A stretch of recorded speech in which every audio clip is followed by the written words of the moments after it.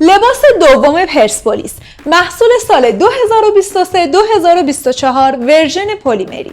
این لباسی که مشاهده میکنید به رنگ مشکیه. کیفیت محصول پارچه خارجیه و جنس پارچه از چیتای کولمکسه.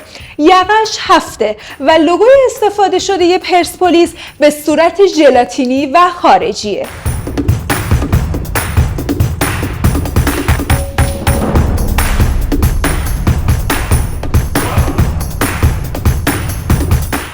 ویژگی‌های این محصول چاپ سابلیمیشن روی کل پیرهنه و همچنین دارای تگ لیگ برتر روی بازوهاست.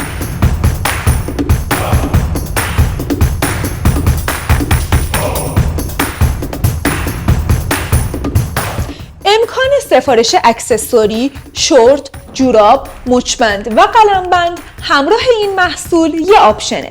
همچنین شما میتونید اسم و شماره دلخواهتون رو روی این پیرهن چاپ کنید. تمامی ارسال‌های ما رایگانه، اما اگه از طریق تیپاکس یا اسنپ باشه هزینه به عهده مشتریه.